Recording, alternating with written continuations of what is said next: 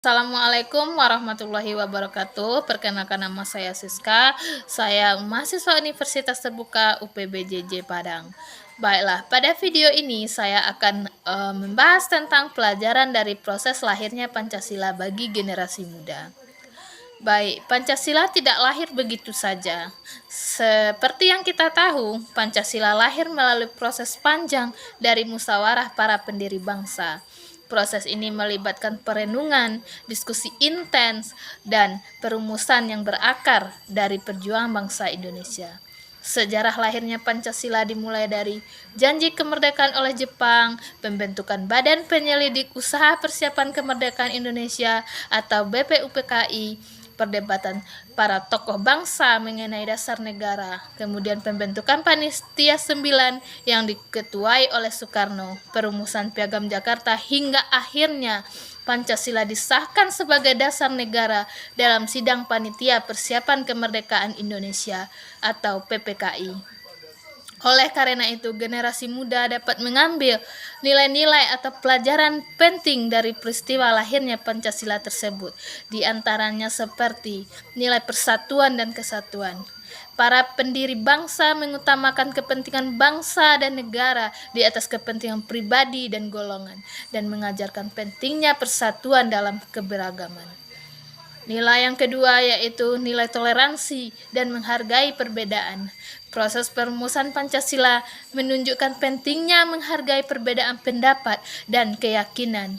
Generasi muda dapat belajar untuk menerima perbedaan suku, agama, ras, dan antar golongan tanpa diskriminasi.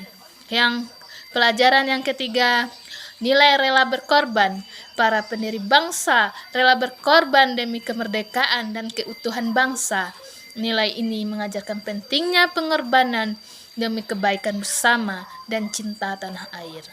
Yang paling penting bagi generasi muda tidak hanya memahami peristiwa lahirnya Pancasila dan nilai-nilainya saja, tetapi lebih dari itu, yaitu merefleksikan pembelajaran tersebut untuk menghadapi tantangan di berbagai aspek kehidupan pada zaman sekarang, terutama dengan memanfaatkan teknologi dan semangat kolaborasi yang relevan dengan masa kini. Contohnya seperti aktif melawan berita, bohong, dan ujaran kebencian yang dapat memecah belah bangsa, terutama yang menyangkut isu SARA, dengan cara melaporkan konten negatif dan menyebarkan informasi yang benar. Kemudian menggunakan media sosial untuk mempromosikan pesan-pesan persatuan dan keberagaman, misalnya dengan membuat konten kreatif yang berisi narasi positif tentang Bhinneka Tunggal Ika. Sebagai penutup, dengan sejarah lahirnya Pancasila ini, generasi muda sebagai generasi penerus bangsa memiliki tanggung jawab besar untuk tidak hanya mengenang peristiwa lahirnya Pancasila dan memahami nilai-nilai dari peristiwa tersebut, tetapi juga merefleksikan pembelajaran atau nilai-nilai tersebut dalam setiap langkah kehidupan agar Indonesia terus menjadi bangsa yang kokoh, adil, dan beradab di tengah tantangan zaman. Wassalamualaikum warahmatullahi wabarakatuh.